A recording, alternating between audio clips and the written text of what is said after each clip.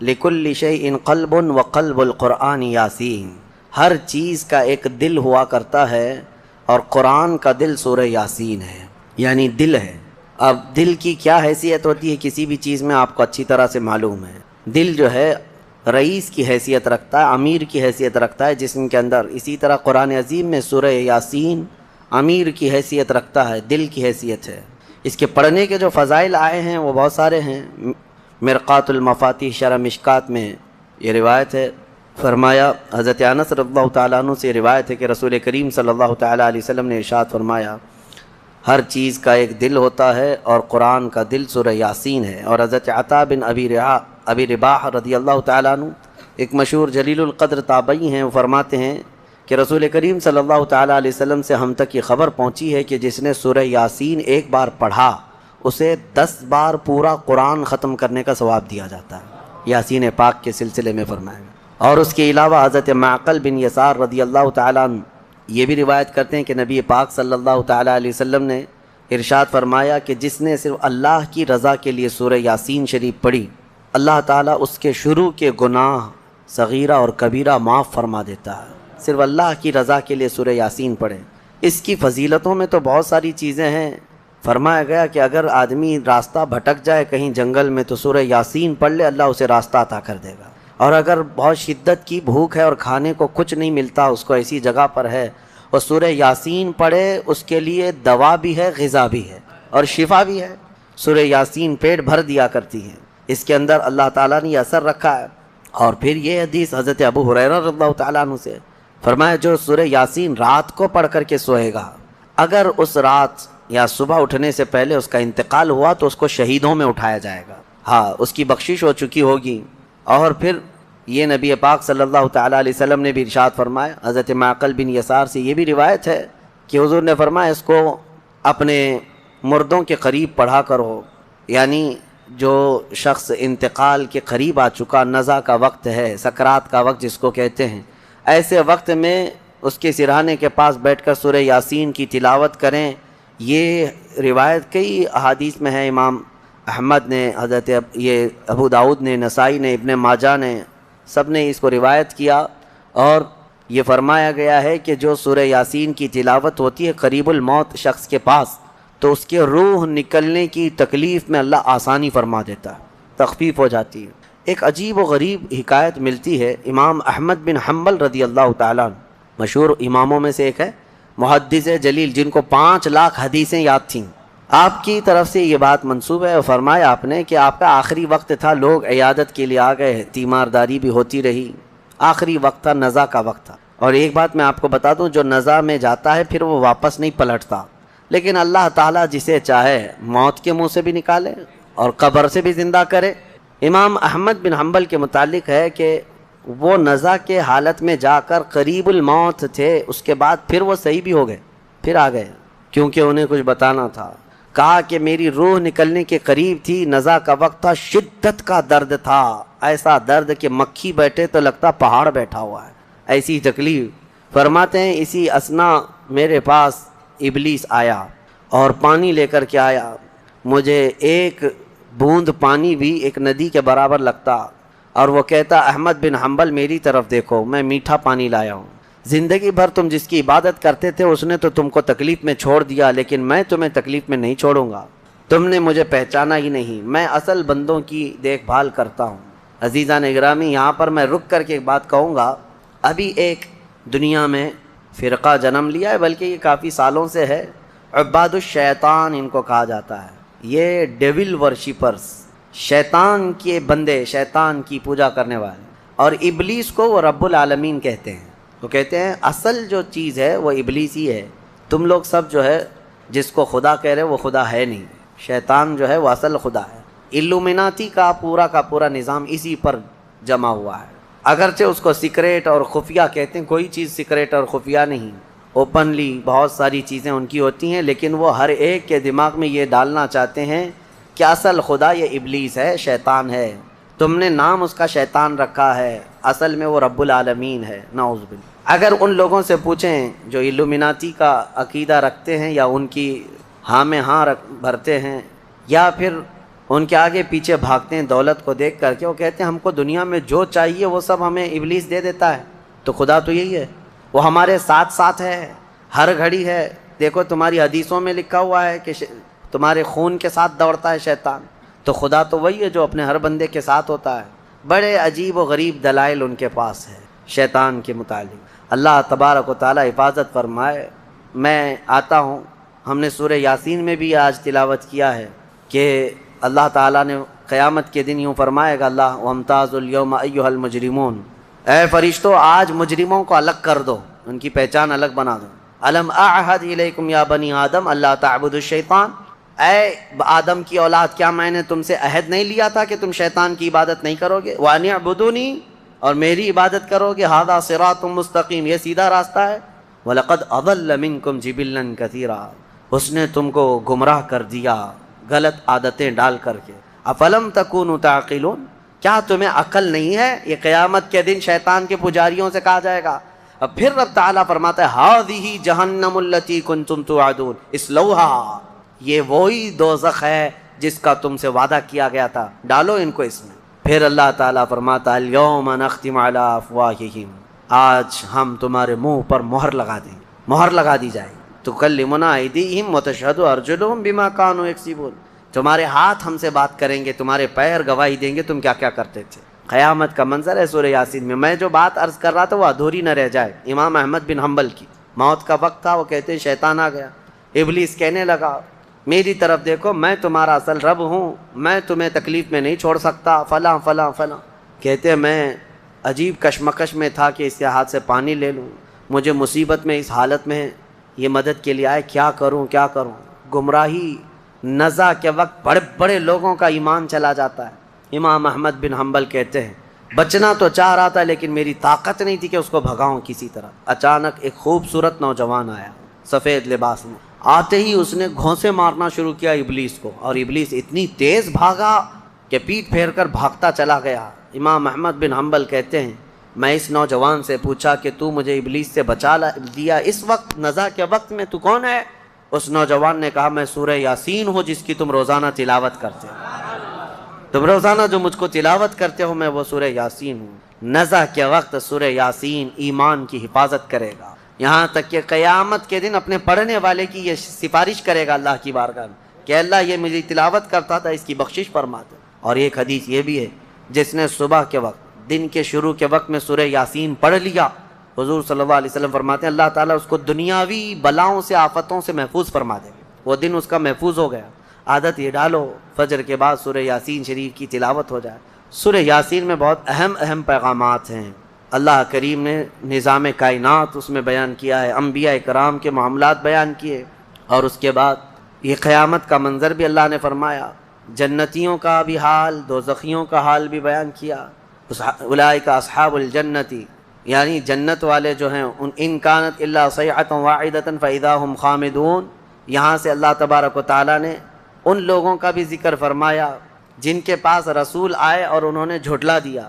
یا حسرۃ علی العباد ما یأتیہم من رسول الا کانوا بہ یستہزئون، یہ بندوں پر بڑا افسوس ہے کہ جب کبھی ان کے پاس کوئی رسول آتا تو مذاق اڑاتے تھے۔ اور اللہ تعالیٰ فرماتا ہے وَكَمْ أَهْلَكْنَا قَبْلَهُمْ مِنَ الْقُرُونِ، حضرت سارہ اور حضرت ہاجرہ میں دونوں تو حضرت ابراہیم علیہ السلام کی بیویاں تھیں، لیکن جب حضرت ہاجرہ کو بیٹا ہو گیا اور حضرت سارہ کو نہیں ہوا، انسانی فطرت کا تقاضا ہے کچھ نہ کچھ باتیں دل میں آ جاتی ہیں، تو اللہ کا حکم ہوا اے ابراہیم تم اپنی بیوی ہاجرہ اور اپنے بیٹے اسماعیل کو لے اور مکہ مکرمہ چلے جاؤ۔ مکہ میں کوئی آبادی نہیں تھی، یہ حضرت ابراہیم علیہ السلام فلسطین میں رہتے تھے، اس وقت مصر تھا۔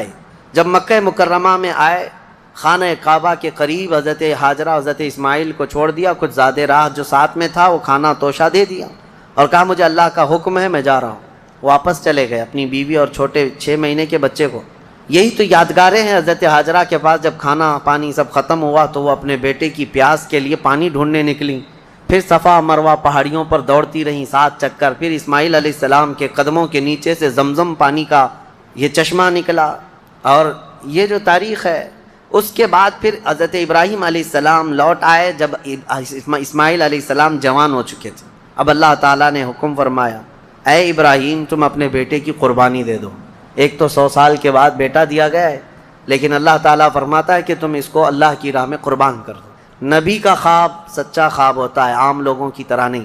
اسماعیل علیہ السلام کو انہوں نے بلایا، وہ پورا واقعہ اللہ نے اس میں ذکر فرمایا۔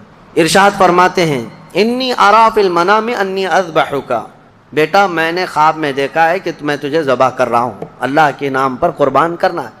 فانظر ماذا تری، بتا کیا کرنا چاہیے۔ مشورہ ہے باپ کس سے؟ بیٹے سے۔ قال یا ابت افعل ما تؤمر ستجدنی انشاء اللہ من الصابرین۔ اسماعیل علیہ السلام چھوٹے ہیں اور عرض کرتے ہیں ابا جان آپ کو جس چیز کا حکم دیا گیا ہے وہ کر گزریے، انشاءاللہ آپ مجھے صبر کرنے والا پائیں گے۔ بیٹا یہ نہیں ہے کہ بھاگ جائے کہ باپ میرا چھری لے کے بیٹھا ہے، اللہ کے نبی۔ اور اس کے بعد لے کر کے چلے حضرت ابراہیم علیہ السلام۔ پہلے تو یہ روایت میں ہے کہ انہوں نے 100 اونٹ ذبح کیے اس خواب کے لیے، دوسرے دن بھی 100 اونٹ ذبح کیے، پھر یہی حکم آیا تو تیسرے دن اسماعیل علیہ السلام کو لے کر کے آئے مینا کی وادیوں کے پاس، اور وہاں جب پہنچنے لگے حضرت ہاجرہ بھی تھیں پیچھے پیچھے۔ ابلیس آیا، شیطان آیا، ابراہیم علیہ السلام سے کہنے لگا اتنے سالوں بعد تو بیٹا ہوا اور تم ذبح کرنے لے جا رہے ہو، تمہیں ہو سکتا ہے وہم ہو، چھوڑ دو اس کو، پھر تمہیں بچہ نہیں ہو سکتا۔ تب حضرت ابراہیم علیہ السلام نے زمین سے 7 کنکریاں اٹھائی اور اس کو دے مارا اور کہا یہ اللہ کا حکم ہے، اللہ کا حکم ہے، اور میرے رب تبارک تعالیٰ کے حکم کے آگے میں کسی کے لیے کوئی رعایت نہیں رکھتا۔ وہ حضرت ہاجرہ کو بہکایا کہ تمہارے بیٹے کو تمہارے شوہر ذبح کرنے لے جا رہے ہیں۔ حضرت ہاجرہ نے کہا مجھے معلوم ہے وہ اللہ کے حکم سے کر رہے ہیں، اور اگر اللہ کا حکم ہے تو ایسے 100 بیٹے اسماعیل بھی ملے میں سب قربان کروں گی۔ ماں بھی تھی، انہوں نے بھی کنکریاں ماری ابلیس کو۔ آخری حضرت اسماعیل علیہ السلام کے پاس آیا، کہا تجھے پتہ ہے تیرے باپ کیسے تجھے کاٹیں گے، کیسے ذبح کریں گے؟ حضرت اسماعیل علیہ السلام نے کہا ابلیس، کنکریاں ماری اور کہا میرے باپ عام آدمی نہیں، اللہ کے نبی ہیں، وہ جو کرتے ہیں وہ اپنی مرضی سے نہیں اللہ کے حکم سے کرتے ہیں۔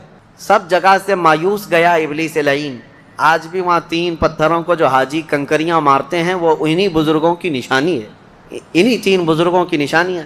اب جب لٹایا حضرت ابراہیم علیہ السلام نے تو کس طریقے سے اسماعیل علیہ السلام خود عرض کرتے ہیں کہ ابا جان اپنی آنکھوں پر پٹی ڈال لیجیے آپ، کہ مجھے کاٹتے ہوئے دیکھ کر، خون دیکھ کر باپ کی محبت غالب نہ آ جائے اور کہیں آپ اللہ کے حکم کے خلاف نہ ہو جائے، آپ چھری روک لیں، آپ آنکھوں پہ پٹی ڈال لیں اور میرے ہاتھ پیر کو رسی سے باندھ دیں کہ میں تڑپتا نہ دیکھیں آپ۔ ایسے ہی ہوا، حضرت ابراہیم علیہ السلام نے پٹی ڈال لی آنکھ پر اور ان کے ہاتھ پیر باندھ دیے گئے۔ یہ ذبح کرنے کا وقت ہے۔ بھلا کیا رب تبارک و تعالیٰ بھی کسی کے عزیز کو ذبح کرنے کا حکم اس طرح دے گا؟ یہ تو امتحان تھا، امتحان تھا۔ حضرت ابراہیم علیہ السلام گردن پر چھری رکھتے ہیں لیکن وہ چھری چلتی نہیں، بڑی تیز چھری لائی تھی انہوں نے، چھری نہیں چلتی۔ روایات میں ملتا ہے کہ حضرت ابراہیم علیہ السلام نے اس چھری کو پتھر پر یوں مارا تو پتھر 2 ٹکڑے ہو گئے، کٹ کے 2 ٹکڑے ہو گیا، لیکن گلا نرم و نازک اس چھری سے نہیں کٹتا تھا۔ ایک بات یاد رکھو مسلمانوں، ہمیشہ چھری کی تاثیر ہے کاٹنا، آگ کی تاثیر ہے جلانا، لیکن ہمیشہ ایک بات یاد رکھیں، چھری کاٹے گی بھی، آگ جلائے گی بھی اس وقت جب اللہ کی مرضی ہوگی۔ ہمارا عقیدہ یہ ہے، تقدیر، ہاں ان کی تاثیر ہے، یہ کام یہی کریں گے، لیکن اس کے ساتھ ہمارا عقیدہ یہ ہے اگر میرا مولا نہ چاہے تو پھر جتنی تیز چھری ہی کیوں نہ ہو نہ کاٹ سکے گی، جتنی تیز آگ ہی کیوں نہ ہو نہ جلا سکے گی، اور اگر مولا کی مرضی ہے تو پھر یہ چیزیں اپنا اثر دکھائیں گی، باقی ان کا اثر اللہ کی مرضی کے بغیر کچھ نہیں۔ چھری جیسی ہی گردن پر رکھی، اللہ کا حکم ہوا جبرائیل جاؤ جنت سے ایک دمبا لے کر جاؤ، میرے ابراہیم کا امتحان ہو گیا اور کامیاب ہوئے، ان کے بیٹے اسماعیل کو ہٹاؤ اور دمبا رکھو۔ جبرائیل امین علیہ السلام سب سے تیز سفر کرتے ہوئے دنیا میں 3 بار آئے ہیں، سب سے تیز۔ ایک اس وقت جب یوسف علیہ السلام کو ان کے بھائیوں نے کنویں میں ڈالا تھا، کنویں میں گرنے سے پہلے جبرائیل امین آ چکے تھے اور حضرت یوسف علیہ السلام کو پکڑ کر بٹھا چکے تھے۔ دوسرے جب ظالموں نے ابراہیم علیہ السلام کو آگ میں ڈالا تھا، ادھر سے وہ آگ میں پھینکے تھے، اس وقت جبرائیل امین اتر رہے تھے اور جبرائیل امین حضرت ابراہیم کی آگ میں جانے سے پہلے ہی ان کی مدد کے لیے آ چکے تھے۔ اور تیسرے یہ جب اسماعیل علیہ السلام کی گردن پر چھری رکھ چکے تھے، کون؟ ابراہیم علیہ السلام، اور چھری ہلانے سے پہلے جبرائیل امین آ کر کے ان کو اٹھا چکے تھے۔ وہ جبرائیل امین کی رفتار ہے جو میرے مصطفیٰ کے قدموں کا بوسہ دیا کرتے ہیں۔ یہ جبرائیل کی رفتار ہے جو رسول اللہ کے قدموں کا بوسہ دیتے ہیں۔ جو قدمہائے رسول کا بوسہ لے کر سدرہ کا مکی اتنا تیز رفتار ہے تو میرے مصطفیٰ کی رفتار کا عالم کیا ہے میرے عزیزو۔ اس کے بعد جب یہ دمبا ذبح ہو گیا، ابراہیم علیہ السلام نے پٹی نکالی، دیکھا بیٹا سلامت ہے، بکرا ذبح ہو گیا ہے۔ قرآن میں اللہ فرماتا ہے وَنَادَيْنَاهُ أَن يَا إِبْرَاهِيمُ قَدْ صَدَّقْتَ الرُّؤْيَا إِنَّا كَذَلِكَ نَجْزِي الْمُحْسِنِينَ۔ ہم نے پکارا اے ابراہیم، تم نے ہمارے حکم کو سچ کر دکھایا اور ہم ایسے ہی اچھا کرنے والوں کو بدلہ دیتے ہیں۔ وَفَدَيْنَاهُ بِذِبْحٍ عَظِيمٍ، پھر ان کو لقب دیا گیا کہ وہ ذبح عظیم ہے۔ کیا ہے؟ ذبح عظیم۔ اب یہاں پر ایک مسئلہ ہے یہودیوں کا۔ یہودی جو ہے اتنے سالوں سے اسی گھن چکر میں ہیں، وہ یہ نہیں مانتے قربانی ہوئی ہے، قربانی ہوئی ہے یہ مانتے ہیں، ابراہیم علیہ السلام نے اپنے بیٹے کی قربانی کی ہے یہ مانتے ہیں، لیکن وہ اسماعیل علیہ السلام نہیں تھے، وہ اسحاق علیہ السلام تھے، کیونکہ ان کے باپ ہیں اسحاق علیہ السلام کی اولاد میں ہے نا یہ لوگ بنی اسرائیل، تو کہتے ہیں جو ذبح ہوئے تھے وہ اسحاق علیہ السلام تھے، اسماعیل علیہ السلام نہیں تھے۔ وہ اسی پٹی پڑھاتے ہوئے اتنے سال ان کے گزر گئے۔ میں ایک آیت پڑھتا ہوں جس سے پتہ چلے گا آپ کو کہ حضرت اسماعیل علیہ السلام حضرت ابراہیم کے بڑے بیٹے تھے، پہلے وہی تھے، اور جو پہلا بیٹا تھا اسی کی قربانی ہوئی ہے، یہ بات پکی ہے۔ جیسے کہ حضرت ابراہیم علیہ السلام کی یہ دعا قرآن میں الحمدللہ الذی وہب لی علی الکبر اسماعیل و اسحاق، تمام تعریفیں اس اللہ کے لیے جس نے بڑھاپے میں مجھے اسماعیل دیا اور اسحاق دیا، یعنی حضرت سارہ سے پھر حضرت اسحاق بھی پیدا ہو گئے بعد میں، لیکن پہلے کون پیدا ہوئے؟ حضرت اسماعیل۔ اب دوسری بات یہ بھی ہے کہ حضرت سارہ کو بیٹا نہیں تھا، تبھی تو حضرت ہاجرہ سے نکاح ہوا اور بیٹا ہوا، اس کے بعد پھر حضرت ابراہیم مکہ چھوڑ کر کیا یہ سارے معاملات کیوں ہوئے؟ اس لیے کہ حضرت سارہ سے کوئی اولاد نہیں تھی، ہاں بعد میں حضرت سارہ سے حضرت اسحاق علیہ السلام پیدا ہوئے۔ بہرحال یہ فیصلہ تو قیامت کے دن ہوگا، لیکن میرے آقا صلی اللہ تعالیٰ علیہ وسلم نے حدیث پاک میں ارشاد فرمایا انا ابن الذبیحین، میں دو ذبیحوں کا بیٹا ہوں، میں دو ذبیحوں کا بیٹا ہوں۔ یہ کیا مطلب ہے اس حدیث کا؟ حضور پاک صلی اللہ تعالیٰ علیہ وسلم کے والد حضرت عبداللہ جو حضور کی ولادت سے پہلے انتقال کر چکے، بچپن میں یہ اتنے بیمار ہوئے تھے کہ حضرت عبد المطلب حضور صلی اللہ علیہ وسلم کے دادا، انہوں نے یہ خانہ کعبہ میں یہ نذر کر لیا تھا کہ میں اپنے اس بیٹے کے قربانی دوں گا۔ کس کی؟ حضور صلی اللہ علیہ وسلم کے باپ حضرت عبداللہ کی۔ پھر جب ان کی طبیعت صحیح ہو گئی تو حضرت عبد المطلب نے 100 اونٹ ذبح کیے تھے، جان ذبح نہیں کی جاتی، قربانی کے بدلے 100 اونٹ ذبح کیے تھے۔ اسی طرح حضرت اسماعیل علیہ السلام کے بدلے میں بھی حضرت ابراہیم علیہ السلام نے کیا کیا تھا؟ 100 اونٹ ذبح کیے تھے۔ تو حضور فرماتے ہیں میرے باپ بھی ذبیح ہیں، میرے دادا اسماعیل بھی ذبیح ہیں۔ تو ذبیح کا لفظ کس کے لیے آیا ہے؟ اسماعیل علیہ السلام کے لیے آیا ہے۔ لہذا دنیا جو بھونکتی ہے بھونکنے دو، میرے مصطفیٰ نے فرمایا ذبح عظیم اسماعیل علیہ السلام ہی تھے، اسماعیل علیہ السلام ہی تھے۔ اللہ کریم ان واقعات سے ہمیں درس کی توفیق عطا فرمائے۔ وہاں پر حضرت اسماعیل علیہ السلام کی ان آداب کو دیکھ کر شاعر نے بہت اچھے انداز میں کہا ہے کہ یہ مکتب کی کرامت تھی کہ فیضان نبوت تھا، سکھائے کس نے اسماعیل کو آداب فرزندی۔ حضرت اسماعیل علیہ السلام نے چوں چرا تک نہیں کہا تھا کہ کیوں لے جا رہے ہیں، کیا کرنا ہے، کچھ نہیں، وہ گھر کی تربیت تھی حضرت ابراہیم علیہ السلام کی۔ اتنا ہی نہیں، یہ دونوں نبیوں کے ساتھ بڑی آزمائشیں ہوئی ہیں، بہت سارے امتحانات ہوئے ہیں، ان کو وطن چھوڑنا پڑا ہے، ان کو آگ میں ڈالا گیا ہے، ان کی اولاد کی قربانی بھی ہوئی ہے، اور اس کے علاوہ حضرت اسماعیل علیہ السلام کی جب شادی ہوئی تب بھی ایک بڑی آزمائش ہوئی ہے۔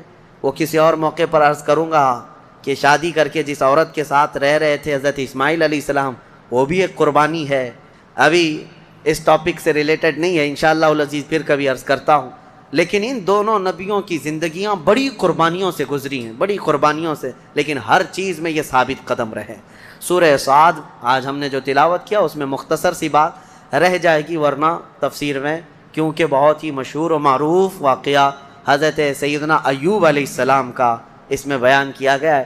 حضرت ایوب علیہ السلام کا نام بہت سارے لوگ اس طرح لیتے ہیں، حضرت صبر ایوب، کیونکہ صبر کا لفظ جو ہے حضرت ایوب علیہ السلام کے ساتھ ایسا جڑا ہوا ہے کہ سب سے زیادہ صبر کرنے والوں میں ان کا نام آتا ہے، لیکن میرے مصطفیٰ کریم صلی اللہ علیہ وسلم سے زیادہ نہیں، یعنی ہر از اخلاق میں میرے آقا صلی اللہ تعالیٰ علیہ وسلم کی برتری ثابت ہے۔ حضرت ایوب علیہ السلام کی آزمائش ہوئی تھی، ان کی بیویاں بھی بہت تھیں، بچے بھی بہت تھے، مال بھی بہت تھا، وہ ہمیشہ عبادت میں رہتے تھے۔ اللہ تعالیٰ نے ایک بار آندھیوں کے ذریعے سے ان کے باغیچے ختم فرما دیے، ان کے جانور ختم ہو گئے، ان کی بیویاں ایک کے بعد دیگر مر گئیں، انتقال کیں، اور ان کی اولاد بھی دھیرے دھیرے سب انتقال کر گئے، اور اس کے بعد وہ خود بیمار ہوئے، اتنے بیمار کہ ان کے جسم کے گوشت کے حصے کٹ کے گرتے تھے، بستر پر سو جائیں تو چمڑی بستر پر لگ جاتی۔ اور اس کے بعد ایک بیوی، ان کی بی بی رحمت، حضرت جمیلہ بھی ان کو کہا کہ بی بی رحمت، ان کے علاوہ کوئی ساتھ میں نہ تھا۔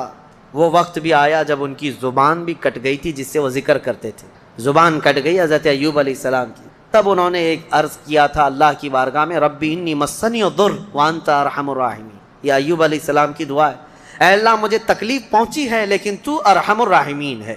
اللہ فرماتا ہے اس کے بعد ہوا کیا سنو، ایک اور چیز ہوئی تھی۔ حضرت بی بی رحمت بازار گئی تھی، علاج ڈھونڈتے ہی رہتی تھی روزانہ، وہ بڑی وفادار خاتون تھی، وفا شعار اپنے شوہر کی۔